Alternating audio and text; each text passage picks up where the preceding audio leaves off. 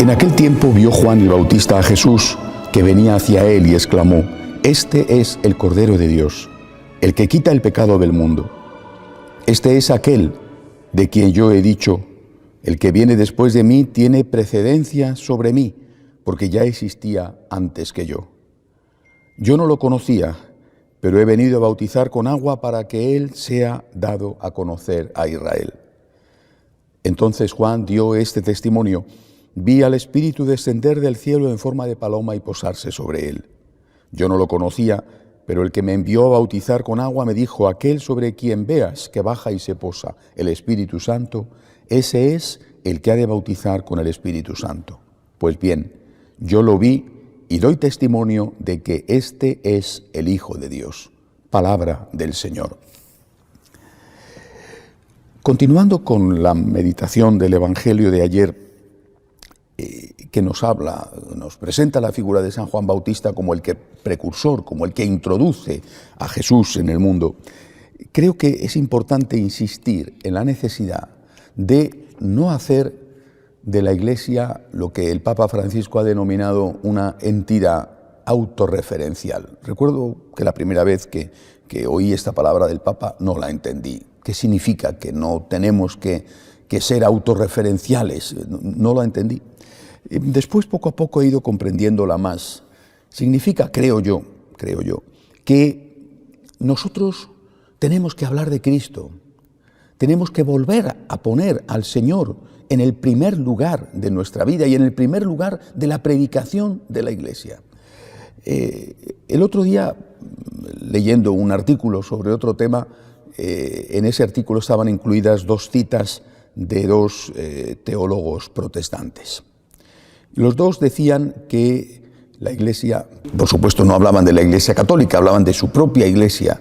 Los dos decían que hay este problema y que es un problema grave. Uno de ellos afirmaba que la Iglesia, repito, hablaba de su Iglesia, la Iglesia protestante a la que él pertenecía, estaba convirtiéndose en una predicadora de lo social. Eso es importante tenerlo en cuenta. Lo social, ahora entraré a ver qué es lo social. Lo social es una parte esencial de la predicación de la Iglesia porque fue una parte esencial de la predicación de Cristo. Pero siempre, al predicar lo social, tenemos que hacer referencia a Cristo. Es decir, si no partimos de las enseñanzas de Cristo, incluida la vida de Cristo, si no partimos de ahí, entonces estamos inevitablemente dejándonos contaminar por las ideologías, que unas veces podrán ser, como han sido, las ideologías tipo comunista, y otras veces serán las ideologías tipo capitalista neoliberal. Es decir, es Cristo nuestro referente incluso para predicar sobre lo social. ¿Qué es lo social? Por ejemplo, lo social es la lucha por la justicia, que paguen los sueldos debidos a los obreros, el rechazo absoluto de la esclavitud, el rechazo de la violencia doméstica, el rechazo del racismo, de la xenofobia.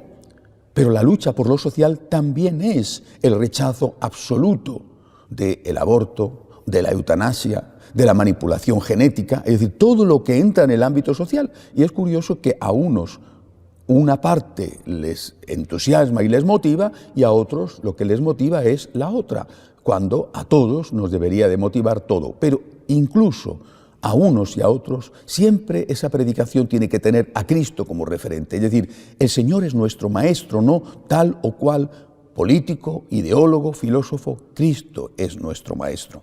Y además, y creo que en esto ese teólogo protestante acertaba, además, la predicación de lo social no puede ser el único tema de predicación, es decir, la única doctrina que nosotros enseñamos. Eso no cabe duda que forma parte del mensaje de Jesús, pero es una parte del mensaje de Jesús que, siendo importante, es solamente eso, una parte del mensaje de Jesús.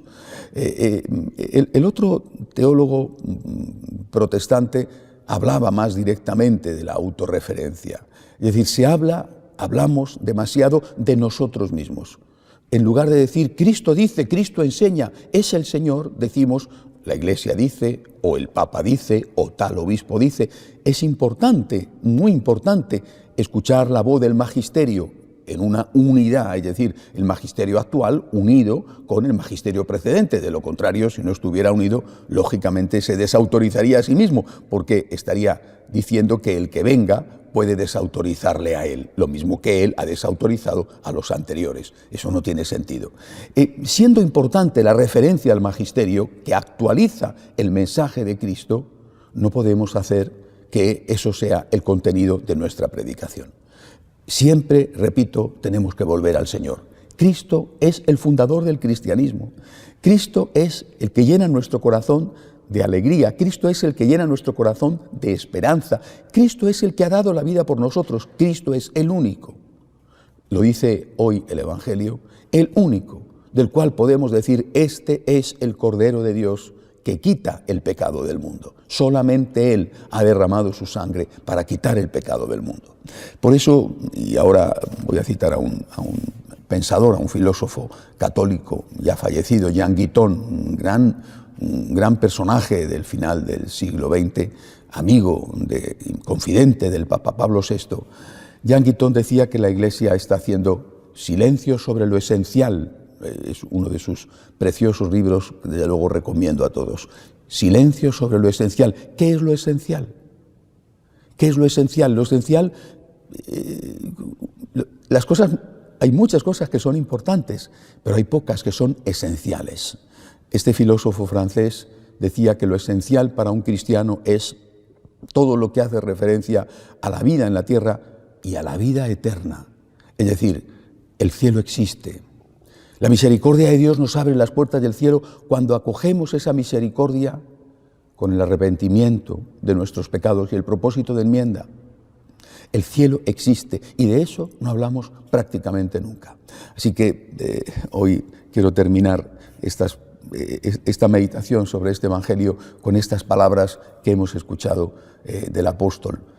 Nosotros somos cristianos. Seguimos al Cordero de Dios que quita el pecado del mundo y lo que tenemos que hacer era hacer hoy lo que hizo entonces San Juan Evangelista, lo que hizo entonces San Juan Bautista, fue ser precursores y preparadores del camino del Cordero. Dirijamos nuestra mirada, nuestra predicación, nuestros objetivos en la vida a que Cristo resalte y a que nosotros estemos un poquito más escondidos, que es donde debemos estar. De pie nos ponemos para pedir al Señor que nos ayude a conseguirlo.